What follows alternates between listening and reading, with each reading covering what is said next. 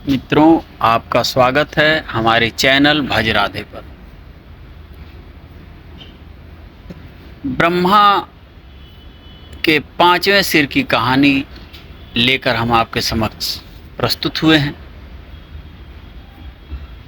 ब्रह्मा के पांचवें सिर की कहानी हिंदू पौराणिक कथाओं में अत्यंत रोचक और शिक्षाप्रद है। यह कहानी हमें सिखाती है कि अहंकार किसी भी देवता को अपने कर्मों का दंड भुगतने के लिए मजबूर कर सकता है। पांचवें सिर की पूरी कहानी इस प्रकार है कि ब्रह्मा जी, जो ब्रह्मांड के निर्माता माने जाते हैं, उनके 5 सिर थे। उन्होंने 4 दिशाओं उत्तर, दक्षिण, पूर्व, पश्चिम में एक एक सिर और 5वां सिर आकाश की ओर था। एक बार ब्रह्मा जी ने सृष्टि की रचना की और उनके भीतर अहंकार उत्पन्न हुआ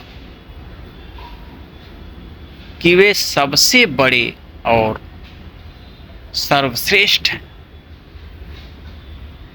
ब्रह्मा जी के इस अहंकार के कारण वे अन्य देवताओं और यहाँ तक कि भगवान शिव का भी अपमान करने लगे। एक बार एक सभा में ब्रह्मा जी ने अपने 5वें सिर से भगवान शिव का अपमान किया।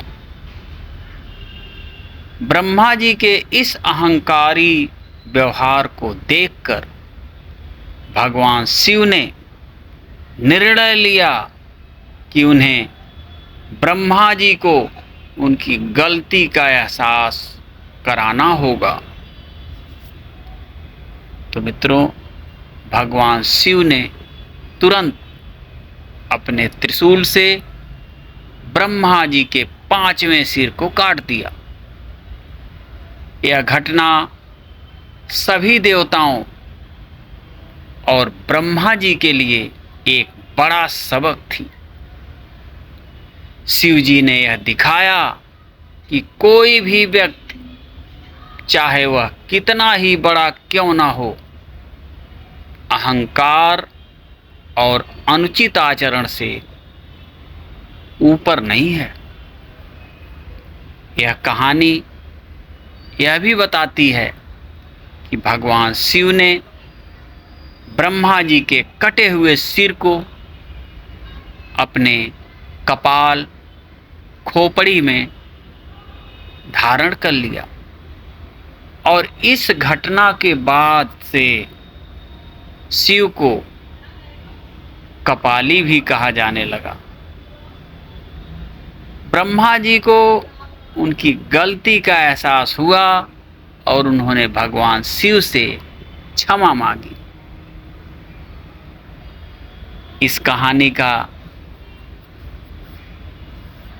तात्पर्य यह है, यह कहानी हमें यह सिखाती है कि अहंकार किसी भी व्यक्ति को पतन की ओर ले जा सकता है, चाहे वह ब्रह्मा जैसे बड़े देवता ही क्यों न हो।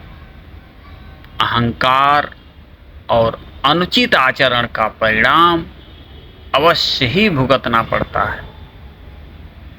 यह कहानी हमें विनम्रता और सही आचरण का महत्व समझाती है और यह भी बताती है कि भगवान शिव का कर्तव्य है कि वे ब्रह्मांड की संतुलन और न्याय को बनाए रखें। तो मित्रों, इस प्रकार ब्रह्मा के 5वें सिर की कहानी हमें जीवन में सही आचरण और विनम्रता का महत्व सिखाती है। तो मित्रों, ये ब्रह्मा जी के 5वें सिर की छोटी सी कहानी आपको कैसी लगी कमेंट बॉक्स में अवश्य बताएं। और अगर हमारे चैनल पर नए हैं तो हमारे चैनल को लाइक और सब्सक्राइब करें। फिर मिलते हैं अगली रोचक जानकारी, कहानी, कविता एवं भजन के साथ। तब तक के लिए जय सिया राम।